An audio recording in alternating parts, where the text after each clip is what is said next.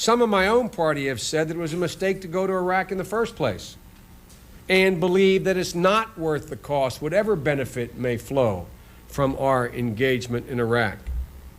But the cost of not acting against Saddam, I think, would have been much greater.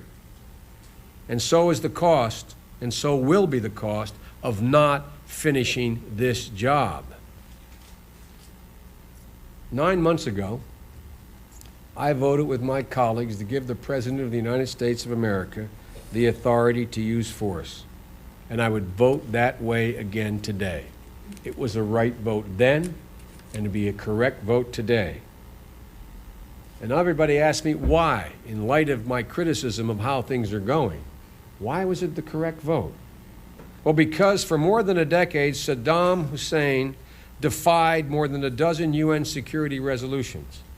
This is a man who invaded a country, lost a war, sued for peace, was told by the international community what he had to do to stay in power. Had this been 1919, he would have not gone to the Security Council. He would have been in Versailles signing a peace agreement. And what has he done? He violated every commitment that he made. He played cat and mouse with the weapons inspectors.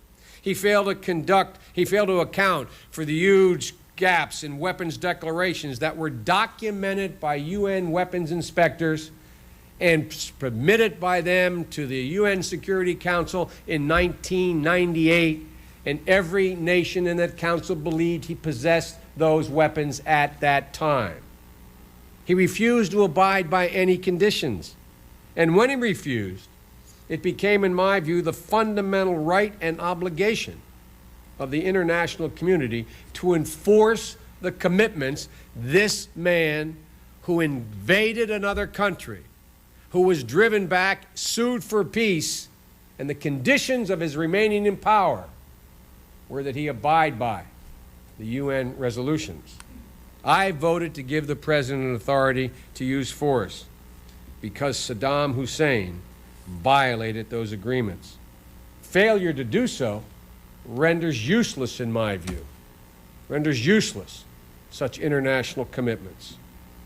This man was a sadistic dictator who used chemical weapons against the Kurds and the Iranians, who killed thousands of Shiites, who invaded his neighbors, who crossed the line in the sand, who fired missiles at Israel. And if we'd left him alone for 5 years, as I said a year ago, and I believe today, with the billions of dollars at his disposal, I have no doubt that within 5 years he would have gained access to a tactical nuclear weapon, changing our strategic position in that region of the world. In my view, anyone who can't acknowledge that the world is better off without him, with all due respect, I think is out of touch. That was the case against Saddam, and the President made it well. But then, in my view, his neoconservative advisors took over and made Iraq about something else. They made Iraq about establishing a new doctrine of preemption, which I might note they've never defined. It has never been defined.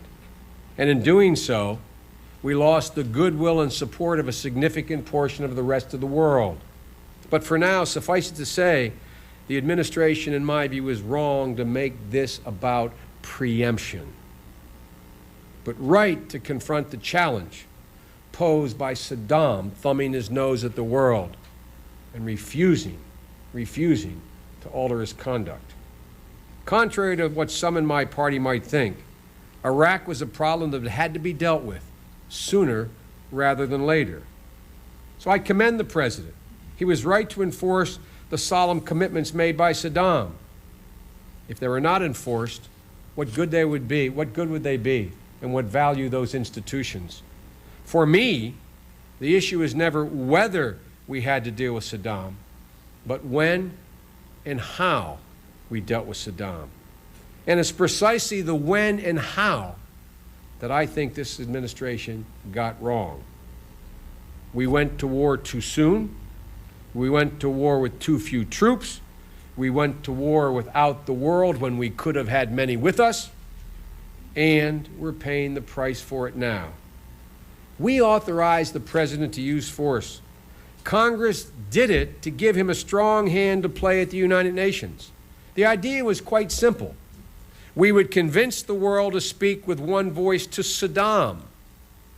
And what we would be saying was, Saddam, disarm or be disarmed. In doing so, we hoped to make war less likely. If Saddam failed to listen and failed, we would act. But we would act, we hoped, not alone. And by the way, this is not an afterthought. I can submit to all of you all of the statements and quotes I made beginning a year ago today about my not believing the intelligence as it being presented by the administration, because I knew there was great disagreement within the intelligence community what they were offering as stated certainty. And make a point here. They hyped. I am not saying they lied. They hyped. I don't believe the President of the United States lied to anybody. I do not believe that. But I do believe he was incredibly ill-served by those in his administration who exaggerated the very pieces of intelligence that they thought could get the most support, cause the most support within the United States. Some ask me, why did they do this? And by the way, it's not just the 16 words in the State of the Union address. That's not what I'm talking about.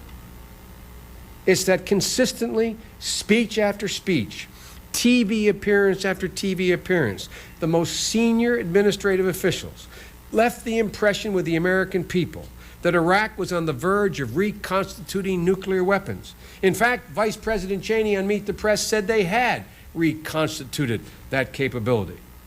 That Iraq was in league with al-Qaeda, that they were complicitous in the events of 9/11, that they had weaponized their chemical agents in such a way that large numbers of Americans could be killed and were at risk, and that it was developing a missile capacity that could strike well beyond its borders with nuclear or chemical capability. The truth is, there was little intelligence then and there's little now to sustain those claims. The truth is that there was an ongoing debate within the intelligence community about each of these claims. Yet the administration consistently presented each of these claims as accepted facts. Now people ask me, why would they do that? Well, I said a month ago, and I said 6 months ago. I believe the reason they were doing that and did that was to create a sense of urgency.